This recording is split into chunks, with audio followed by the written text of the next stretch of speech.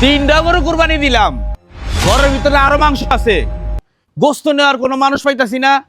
এই গ্রামের মানুষ কি সব ঠাডা পরে মরলো নাকি? এই শাপালি, এদিকে আয়, সামনে আয়। এলো 2 কেজি গরুর মাংস আছে, সুন্দর করে নিয়ে বাসায় নিয়ে রাইন দেখাইস। ল না আপনার মাংস আমি নিব না। এই আমার মাংসতে কি হয়েছে? ঠাডা পড়ছে মাংসতে? আমার মাংস টাটকা মাংস, বড় গরুর মাংস। ল ষাঁড় গরুর মাংস, ল ল ল। আপনার মাংসের মধ্যে ঠাড়া পড়ে নাই কে? ঠাড়া তো পড়ছে আপনার মধ্যে, কারণ আপনি একটা সুদখোর। কি? আর আমি সুদখোরের মাংস নিব না। ফকিনির জি বড় বড় কথা কস। চা চা আইছে সুদখোর মারাইতেছে। আপনার মাংস না নিয়ে আমি রাস্তায় অন্য মানুষের মাংস নিব, তারপর আমি আপনার মাংস নিব না, বুঝেন নাই? কারণ আপনি হচ্ছেন একটা সুদখোর। বড় বড় কথা, যত বড় মুখ না তত বড় কথা, একেবারে কিন্তু যা যা যা। দেখেন আপনার মাংস কেউ নিবে রাইব না, বুঝছেন? আচ্ছা লে যা লে যা লে যা লে যা। আপনার মাংস আমি নিব না। লে যা। আইছে ডঙ্গে বাসি না, ফকিনির জি বড় বড় কথা। তারপরেও তো তোমার শিক্ষা হয় না। তোমার এই সুদ খাওয়াটা এই গ্রামের কোনো মানুষ পছন্দ করে না। আমি যখন এই বাড়ি চাই আমার বাবার বাড়িতে যাই, আমার বাবার বাড়ির মানুষ সবাই আমার বলে, আমার ভাই ভাবি থেকে শুরু করে আমার মা পর্যন্ত বলে, ওই যে আসছে ভুড়িওয়ালা সুদখোরের বউ। কেউ পছন্দ করে না তোমার এই ব্যবসা। আমি কতবার তোমারে কইছি যে এই সুদের ব্যবসাটা বন্ধ করো, তুমি এই সুদের ব্যবসা করো না, কিন্তু তুমি তুমি তো আমার কোনো কথাই শোনো না। এই সুদের ব্যবসার মধ্যে যে কি আছে, এই তোমার না কতবার বুঝাইছি সুদের টাকা হারাম, আল্লাহ তালা এগুলো পছন্দ করে না। যে সুদ খায়, যে ঘুষ খায়, তাগো আল্লাহ তালা গজব নাজিল করে। কিন্তু তুমি তুমি আমার কোনো কথা শোনো না। চুপ থাক, দেখো চুপ থাক। দেখো এখনো সময় আছে, তুমি ভালো হয়ে যাও। প্রতি বছরে একবার কোরবানি ঈদ আসে, তোমার আমি এত বার করে বুঝাইয়া কইলাম, আর যাই করো না কেন, এই কুরবানির ঈদটা, এই কুরবানির গরু কিনবা, এইটা সুদের টাকা দিয়ে কিনো না। কারণ গ্রামের প্রত্যেকটা মানুষ তোমার উপরে আঙুল তুলে। আজকে তোমার গোশ কেউ নিল না, কিসের জন্য? এই যে তুমি সুদের টাকা দিয়ে গরু কিনা কুরবানি দিছো তার জন্য। কিন্তু তুমি তো আমার কোনো কথা শোনো না। নাও এখন এই যে সুদের টাকা দিয়ে গরু কিনা কুরবানি দিছো, এই যে যে গোস্তগুলো আছে না, এগুলো তুমি ঘরের মধ্যে নিয়ে যায় একা একা বাদ দা বসে বসে খাইও। তোমার গোস্ত কেউ খাইবো না। চুপ থাক। আমার বিলাই আমার বিলাই আমার আমি একম। হ্যাঁ, এই যে তুই যে এই যে দামি শাড়ি পরছস, এই যে হাতে আইফোন লইছস, এই যে লিপস্টিক দিছস, এই যে আলতা সোনো মারছস, কার টাকা? সবই তো আমার টাকা। আমি বিজনেস করি, বিজনেসম্যান। তুই কস আমার সুদ কর? এই ঘরের মানুষ যদি আমারও সুদ কর কয়, তা মাই সাথে কইবই। তুই তো আমার মনে হয় যে ঘরের শত্রু বিভীষণ। তোমার কাছে কি আমি চাইছি আমারে দামি দামি খাউন দাও, আমারে দামি দামি পোশাক আশাক দাও? আমি তো চাই নাই। তুমি সুদ ছাইরা হালাল পথে ব্যবসা করো, হালাল কোনো কিছু করো। তুমি সারাদিন পরে আমার রাত্রেবেলায় শুধু ডাল ভর্তা দিয়ে ভাত খাওয়াও, তারপরে ওইটার মধ্যে সুখ আছে, শান্তি আছে, যেটা তোমার এই ঘুষখোর সুদখোরের মধ্যে নাই। হ্যাঁ, একটা জিনিস না দিলে এটা লাগবে এটা লাগবে, আবার নাটক করে। এই এই এই বকিলার বল, এদিকে এদিকে। হ্যাঁ সাহেব বলেন। হ্যালো, টাটকা গরুর মাংস ল। না না সাহেব, আমি আপনার গরুর মাংস নিব না। কি? এই একটা মাঝে মাঝে লাগছে তুমি দেখে তো মনে হয় যে 3 বেলার 1 বেলা ঠিক মতো খাইতে পারস না, আবার নকশামি করস। ল। না না সাহেব, আপনার গুস্ত নিতাম না, আপনি সুদখোর। কি কস? একটা লাচ্ছিটা মাঝে ভাঙ গেল মু দেখে মনে হয় যে 3 বেলা ঠিক মতো 1 বেলা খাইতে পারস না, আবার সুদ করে মারস। গোর গোর যা যা যা। ফকিন্নের বলা অবস্থা দেখছো নি? খেতে ভাত পায় না, আইসে গরুর মাংস 2 কেজি। জীবনে মনে হয় যে কুরবানি দিয়ে একবার খালি টুকা টুকায় খায় গরুর মাংস। আইসে এতেও তো তোমার শিক্ষা হওয়া উচিত। ওরা গরিব মানুষ, ভাত খাইতে ভাত পায় না, তারপরেও তোমার এই সুদের টাকায় কেনা গরুর মাংস নিল না। বেশি কথা কস, বেশি কথা কবি তোরা কিন্তু গাড় ধরে বাইর করে দেবো এইটাই একের তো বাড়িতে। পারবা, আর তো কোনো কিছু পারবা না। হ্যাঁ। আমার গরুর মাংস কেউ নিব না, চিন্তা করো না। দেশে কি মানুষ আকাল পড়ছে? সব গ্রামের মানুষ কি মরছে নাকি? গরুর মাংস গরম হইতেছে গা, কেউ দেখি না। নিব না, নিব না, তোমার এই গরুর মাংস কেউ নিব না। হ্যাঁ, তোরা কইছে এই এই এদিকে আয়। তুই বেনালা মাসুদের বলা না? হ মরো সাহেব, কেন ডাক দিছেন কেন? ডাক দিছি খারা, সবাই তো 1 পোটলা করে দিছি। দিলা 2 পোটলা ল। কি মরো সাহেব, আপনি কি এবারও কুরবানি দিছেন? হ বেড়া, এবার দিছি 2টা করে দিছি 10 লাখ টাকা দিয়া। আর হন তোর তো আমার বাপে অসুস্থ। 1 2 3 4 5 এলা এই 5,000 টাকাও ধরা টাকাটা ঢুকে লাগে। মরো সাহেব, শুনলাম গতবার আপনি কুরবানি দিছেন, আপনি গুস্ত কেউ নিল না। হাট, তোর কে কইছে? লাস্টে বেড়া আমি গোস্ত পাই নাই কি, আমার নিজেই তো খাইতে পাই না, সব বিলাই দিছি, মাইসা নিয়ে নিয়ে শেষ করে দিছি। এলা, এই 5,000 টাকা দিয়া পোলার চাইল, তেল, নুন যা লাগে সব কিছু কিনা তোর বাপেরে লইয়া খাবি না। ধর্মী আপনার টিয়ার আইন, এই নেন আপনার গুস্ত আমি নিতাম না। এই ফকিন্ডের পুত, একটা উষ্টা দেবো, টাকার কোনো দাম নেই। না না না, আপনার টিয়া আমি নিতাম না, আপনি গুস্ত ধরেন। বুঝছি, তুই তো ব্যানালার হলা, কম দিলে হইব না তোর। এলা, আরো 5,000 দিলাম, ল 10,000 টাকা লিয়ে যা। তোর মরল সাহেব, আপনি আমার 10,000 কেন 20,000 টাকা দিলেও আমি নিব না।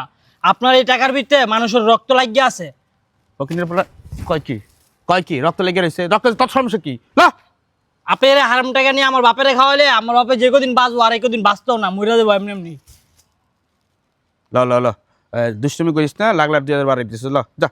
দুষ্টামি না মরল সাহেব, আপনি যে গতবার কুরবানি দিয়েছেন, কই আপনার গুস্ত কেউ নিল না, লাস্টে দিয়ে আপনি সব গুছ ফালাই দিলেন।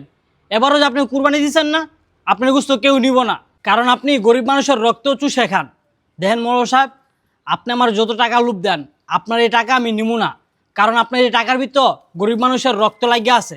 আর আপনি আমার যে 2 টুকরা গুস্ত দিলেন না, এই 2 টুকরাও আমি গুস্ত নিব না, কারণ মরল সাহেব হালাল 1 টুকরা গুস্তর অনেক দাম আছে, আপনার এই হারাম গুস্তের কোনো দাম নাই। আমার বাপে অসুস্থ হয়েছে, কী হয়েছে? আপনার এই হারাম গুস্ত আমার বাপেরই নিয়ে খাওয়ামু না। এই যে আমার হাতে হালাল গুস্ত আছে, এটা নিয়ে আমি আমার বাপেরে খাওয়ামু, কিন্তু আপনার এই হারাম গুস্ত আমি খামু না। দেন মরল সাহেব, আমরা গরিব হইতে পারি কিন্তু আমরা হারাম খাই না। আপনার এই 4 কেজি গুস্ত দেখতেছেন না, এটি সম্পূর্ণ হারাম গুস্ত। আর আমার এই আধা কেজি গুস্ত দেখতেছেন না, এই গুস্ত হালাল গুস্ত। এই ধরেন মরল সাহেব, আপনার হারাম গুস্ত আপনার কাছে রাখেন, আপনি আর গুস্ত আমি বাসায় নিয়ে যাবো না, আমি নিজে খাবো না, আমার বাপ মারও খাইতে দিব না। ধরেন ঢাকায় নেমে যাচ্ছি না, হারাম খান আমার বড় বড় কথা কন। ব্যানালার পোলার মতো একটা ফকিন্ডের পোলা আমারে জ্ঞান দেয়। এই বেটা, আমার কি জ্ঞান কম? আমার যদি জ্ঞান না থাকতো তাহলে আমি কি এত টাকার মালিক হইতে পারতাম? 2টা গরু জব দিছি 10 লাখ টাকা দিয়া হালার পুতে। চিন্তা করছো এই হালার পুতে ওই যে ব্যানালার পোলা আমারে মোটিভেশন, আমারে বুদ্ধি দেয়। কোন দেশে আইছি আমি, কোন দেশে জন্ম নিছি, চিন্তা করছো একবার? দেখছো সামান্য একজন ভ্যান চালকের ছেলে, সে তোমারে কতগুলা কথা শোনাই ধুয়ে গেল, তারপরেও তোমার লজ্জা হয় না? তোমারে যে এত আমি বোঝাই যে তুমি এই সুদ খাও না, সুদের ব্যবসাটা এবার বন্ধ করো, তারপরেও তোমার এই কানের মধ্যে কিচ্ছু ঢোকে না। এই ভালো হইবা কবে? আর কবে ভালো হইবা? মানুষ তো আগে তোমার পিছনে তোমার নামে সমালোচনা করতো, আর এখন তোমার সামনে তোমার উপর আঙুল দেখায়, তারপরে তোমার লজ্জা হয় না? আমার বাপ মা যে কেন তোমার সাথে আমার বিয়ে দিছিল আমি ভাইবা পাই না। আমি যদি জানতাম বিয়ের আগে যে তুমি একটা সুদখোর, তাহলে আমি কোনো দিন তোমার মতো এই সুদখোরের বিয়ে করতাম না। এখন তোমার ঘৃণা লাগতেছে যে আমি তোমার ঘরের বউ, কিন্তু কি করব? ওই যে কপাল, তোমার সাথে আমার বিয়ে হয়ে গেছে, আমাদের বাচ্চা হয়ে গেছে, এখন আর চাইলেও বাচ্চার মুখের দিকে তাকায় কোনো জায়গায় যাইতে পারি না, কারণ সেই সুযোগটা আর নাই, সেই সময়টা আর নাই। এই জন্য তোমার আমি এত মতো করে বোঝাই, দেখো এখনো সময় আছে, ভালো হয়ে যাও, বাচ্চাটার দিকে তাকাও। আমাদের বাচ্চা আছে, বাচ্চা যখন স্কুলে পড়বো, যখন স্কুলে যাইবো, রাস্তার মানুষজন দেখে বলবো ওই যে সুদখোরের বাচ্চা যাইতেছে, তখন কি তোমার সম্মান বাড়বো নাকি কমবো? লজ্জা লাগে না তোমার? হ্যাঁ, লজ্জা লাগে না? মরণের ভয় করো না? একদিন কি মরতে হইব না? সারা জীবন কি বাইসা থাকবা? আল্লাহ কি তোমার হায়াত দিয়ে দিছে সারা জীবন বাইসা থাকার জন্য? যে আল্লাহ তোমার সৃষ্টি করে পৃথিবীতে পাঠাইছে, সেই আল্লাহ কিন্তু তোমার নিয়ে যাইব। আর তুমি এই দুনিয়ায় আইসা এই রং করতেছো, এই সুদ খাইতেছো, ঘুষ খাইতেছো। আল্লাহর দুনিয়াতে সবচেয়ে বড় নিকৃষ্ট পাপ হচ্ছে এই সুদ খাওয়া, সুদ দেওয়া, ঘুষ খাওয়া, আর তুমি সেইগুলোই করতেছো। মরার জন্য ভয় করে না? এখনো সময় আছে, ভালো হয়ে যাও। দেখো আজকে যদি মারা যাও, কালকে 2 দিন হয়ে যাইব, তুমি সেই অন্ধকার কবরে থাকবা, সেইখানে কেউ তোমার সাথে যাইব না। এই যে সুদ খায়া, ঘুষ খায়া, কোটি কোটি টাকা পয়সা ইনকাম করতেছো, বাড়ি গাড়ি করতেছো, এই যে লাখ লাখ টাকার বিষয় সম্পত্তি তোমার, এগুলো কি নিয়ে যেতে পারবা কবরে? কবরে কিন্তু এগুলো নিয়ে যেতে পারবা না। কবরে যাইবো কি? শুধুমাত্র তোমার আমল। দুনিয়াতে কি করছো, কি নিয়ে যাইতেছো, দুনিয়াতে তোমার আমল কতটুকু, এইগুলা যাইবো। আর তুমি যেইগুলো করতেছো, তুমি তো জাহান্নামে যাইবা, তুমি তো জাহান্নামী। দেখো এখনো সময় আছে, তুমি ভালো হয়ে যাও। একটাবার ভাইবা দেখো তো, তুমি যদি মারা যাও, তোমার যদি কিছু একটা হয়ে যায়, তাহলে আমাদের সন্তান, আমাদের কি হইব? তখন তো মানুষ বলবো ওই যে সুদখোরের বউ, সুদখোরের মাইয়া, তখন তখন আমরা কই যামু, কার কাছে যামু? আর আর আমি তো কোনোদিন তোমার এই সুদের টাকা দিয়া আমার মাইয়ারে বড় করবো না, কোনোদিনও না। আমারও তোমার এই সুদের টাকা চাই না। তোমার এই সুদের টাকা দিয়ে যে বাড়ি গাড়ি অর্থ সম্পত্তি করছো, কোনো কিছু আমি চাই না। দেখো ওগো, আমি যা কইতেছি তোমার আমাকে ভবিষ্যতের ভালোর জন্যই কইতেছি। আল্লাহর দোহাই লাগে, তুমি তুমি ভালো হয়ে যাও না প্লিজ। তুমি ভালো পথে ফিরে আসো। দেখো, তুমি হালাল পথে ইনকাম করো, 2 টাকা রোজগার করো। ওই 2 টাকা দিয়ে প্রয়োজন পড়ে আমরা ডাল ভাত খামো, তারপরেও হালালভাবে বাঁচি না। তুমি একবার হালাল পথে আইসা দেখো, তুমি এই যে হারাম পথে লাখ লাখ টাকা ইনকাম করে যতটুকু শান্তি পাইতেছো না, তুমি 2 টাকা হালাল পথে ইনকাম করে দেখো না, ওই 2 টাকা দিয়ে ডাল ভাত খায়া দেখো না, তার থেকে বেশি শান্তি পাইবা। আমি তোমার কথা দিলাম, তুমি তুমি দয়া করে দিনের পথে ফিরে আসো, তুমি ভালো হয়ে যাও প্লিজ।